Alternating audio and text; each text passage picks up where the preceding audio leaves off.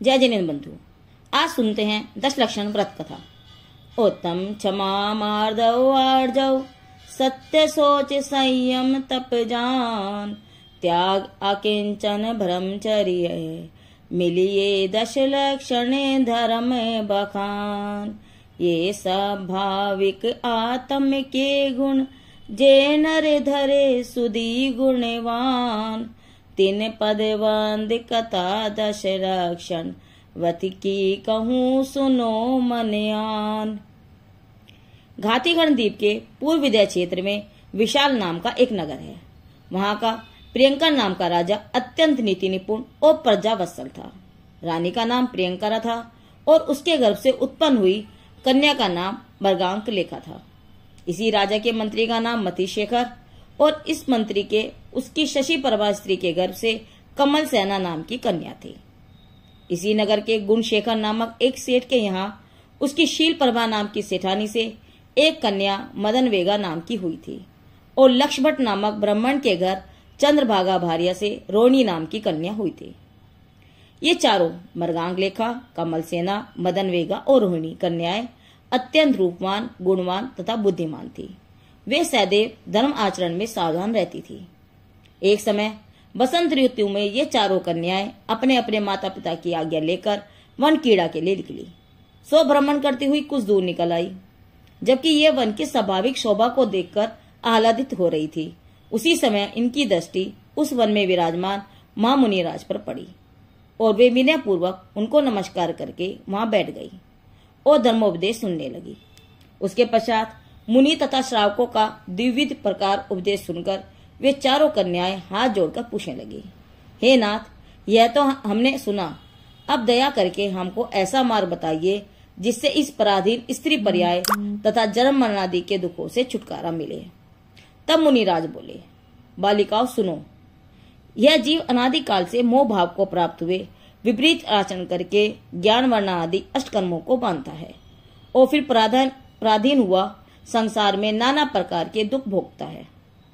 सुख यथार्थ में कहीं बाहर से नहीं आता है, न कोई भिन्न पदार्थी है, किंतु वह अपने निकट ही आत्मा में अपने ही आत्मा का स्वभाव है। सो जब तीर उदय होता है उस समय यह जीव अपने उत्तम क्षमादि गुणों को, जो यथार्थ में सुख शांति स्वरूप ही हैं, भूलकर इनसे विपरीत क्रोधादि भावों को प्राप्त होता है और इस प्रकार स्वयं पर की हिंसा करता है। सो कदाचित यह अपने स्वरूप का विचार करके अपने चित्त को उत्तम क्षमादि गुणों से रंजित करे तो निसंदेह इस भाव और परभाव में सुख भोगकर परम पद को प्राप्त कर सकता है। तो स्त्री पर्याय से छूटना तो कठिन ही क्या है। इसलिए पुत्रियों, तुम मन वचन काय से इस उत्तम दशशन पूर्व रूप धर्म को धारण करके यथाशक्ति व्रत पालो तो निसंदेह मन वांछित फल पाओगे। भगवान ने उत्तम क्षमा मार्दव आर्जव, सत्य सोच संयम तपस त्याग अंकिंचन ब्रह्मचारी धर्म अर्थात उत्तम क्षमा, उत्तम मार्दव, उत्तम आर्जव, उत्तम सत्य, उत्तम सोच, उत्तम संयम, उत्तम तप, उत्तम त्याग, उत्तम आकिंचन और उत्तम ब्रह्मचर्य, इस प्रकार ये धर्म के 10 लक्षण बताए हैं। ये वास्तव में आत्मा के ही निज भाव हैं जो क्रोध आदि से ढक रहे हैं। उत्तम क्षमा क्रोध के उपशम या क्षय से होने से होती है। इसी प्रकार उत्तम मार्दव मान के उपशम, क्षयोपशम व क्षय से होता है। उत्तम आर्जव माया के नाश होने से होता है। सत्य मिथ्यात्व मोह के नाश से होता है। सोच लोभ के नाश से होता है।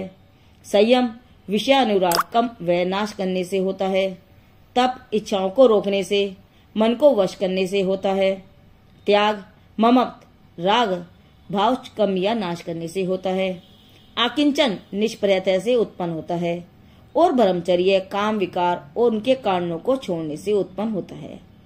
इस प्रकार ये 10 धर्म अपने प्रतिघातक दोषों के क्षय होने से प्रकट हो जाते हैं।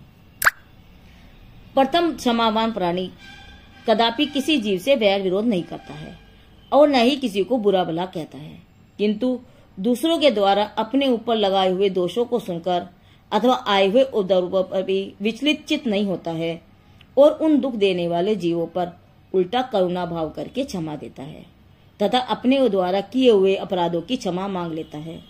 इस प्रकार यह क्षमावान पुरुष सदा निबैर हुआ अपना जीवन सुख शांति में बनाता है।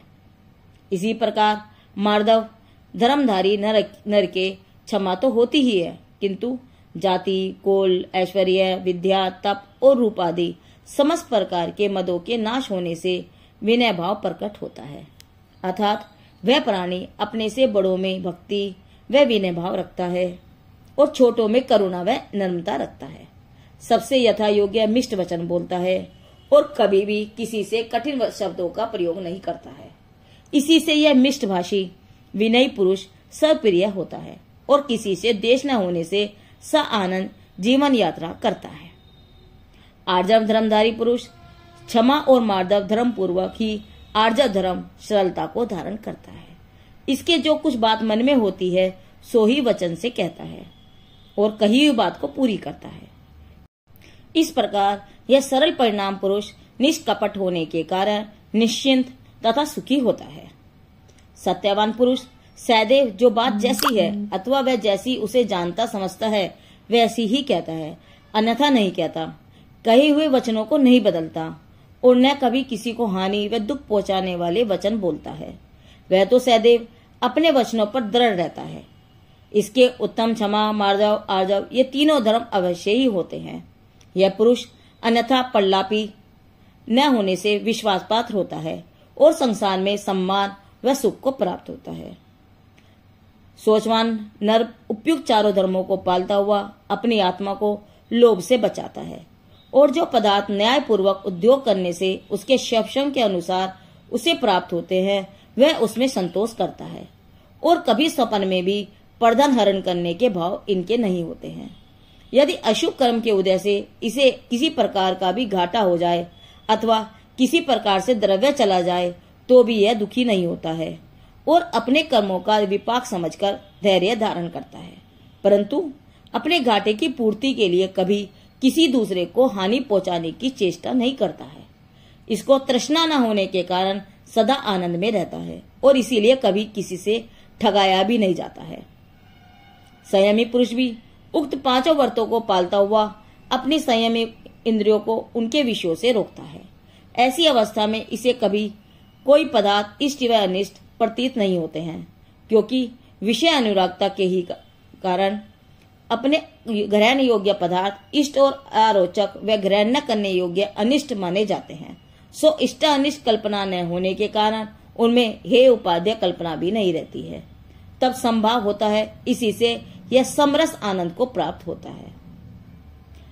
तपस्वी पुरुष इंद्रियों को वश करता हुआ भी मन को पूर्ण रीति से वश करता है और उसे यत्र तत्र दौड़ने से रोकता है। किसी प्रकार की इच्छा उत्पन्न नहीं होने देता है। जब इच्छा ही नहीं रहती है तो आकुलता किस बात की। यह अपने ऊपर आने वाले सब प्रकार के उपसर्गों को धीरता पूर्वक सहन करने में उद्यमी व समर्थ होता है। वास्तव में ऐसा कोई भी सुर व पशु संसार में नहीं जन्मा है जो इस परम तपस्वी को उसके ध्यान से विचित्र या डिगा सके। इसलिए इस महापुरुष के एकाग्रचित निरोध रूप धर्म व शुक्ल ध्यान होता है, जिससे यह अनादि से लगे हुए कठिन कर्मों का अल्प समय में नाश करके सच्चे सुखों का अनुभव करता है। त्यागी पुरुष के उक्त सातों व्रत तो होते ही हैं, किंतु उस पुरुष का आत्मा बहुत उदार हो जाता है। यह अपने आत्मा से राग द्वेषादि भावों को दूर करने तथा स्वयं पर उपकार के निमित्त आहार आदि चारों दान देता है और दान देकर अपने आप को धन्य व सब संपत्ति को सफल हुई मानता है।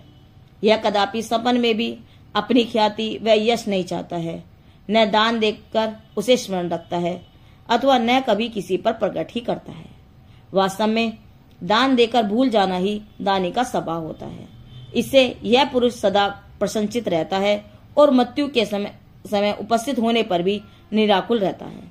इसका चित्त धन आदि में फंसकर आत्मरोधरूप कभी नहीं होता है और उसका आत्मा सदगति को प्राप्त होता है। अकिंचन बाह्य अभियंता समस्त प्रकार के परिग्रहों से ममत भावों को छोड़ देने वाला पुरुष सदैव निर्भय रहता है। उसे न कुछ संभालना और न ही रक्षा करनी पड़ती है, यहाँ तक कि वह अपने शरीर तक से निष्प्रय रहता है।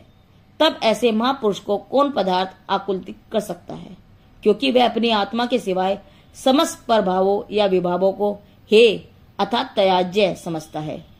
इसी से कुछ भी ममत्व शेष नहीं रह जाता है। समय समय असंख्यात व अनंत गुणी कर्मों की निर्जरा होती रहती है, इसी से वह सुखी रहता है।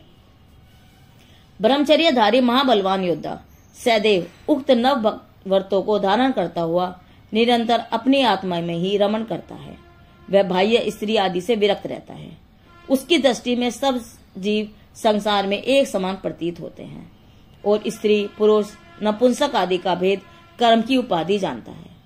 यह सोचता है कि यह देह हाड़ मांस मल मूत्र रुधिर पीव आदि रागी जीवों को सुहावना सा लगता है। यदि वह चाम की चादर हटा दी जाए अथवा वृद्धावस्था आ जाए तो इसकी ओर देखने को भी जी न चाहे इत्यादि।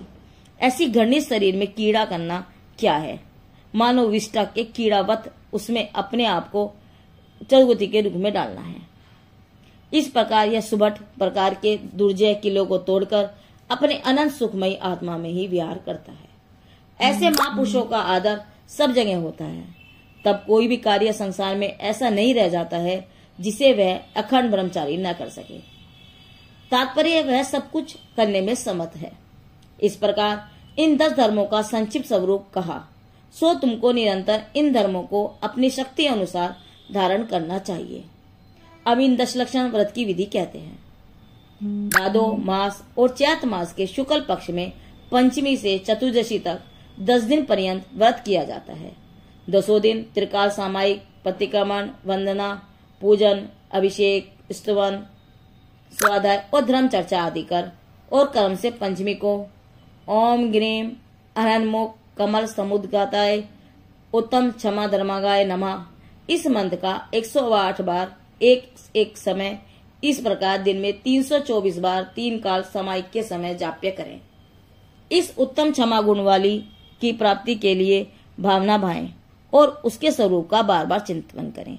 इसी प्रकार षष्ठी को ओम ग्रीम अनन्मुख कमल समुद्गाताय उत्तम मार्दा धर्मागाय नमः, सप्तमी को ओम ग्रीम अनन्मुख कमल समुद्गाताय उत्तम आर्जा धर्मागाय नमः, अष्टमी को ओम ग्रीम अनन्मुख कमल समुद्गाताय उत्तम सत्य धर्मागाय नमः, नवमी को ओम ग्रीम अनन्मुख कमल समुद्गाताय उत्तम सोच धर्मागाय नमः, दसवीं को ओम ग्रीम अरहन्मुख कमल समुद्गाताय उत्तम संयम धर्मागाय नमः, एकादशी को ओम ग्रीम अरहन्मुख कमल समुद्गाताय उत्तम तपो धर्मागाय नमः, द्वादशी को ओम ग्रीम अरहन्मुख कमल समुद्गाताय उत्तम त्याग धर्मागाय नमः, त्रयोदशी को ओम ग्रीम अरहन्मुख कमल समुद्गाताय उत्तम आकिंचन धर्मागाय नमः, चतुर्दशी को ओम ग्रीम अरहन्मुख कमल समुद्गाताय उत्तम ब्रह्मचर्य धर्मगाय नमः इत्यादि मंत्रों का जाप करके भावना भावें।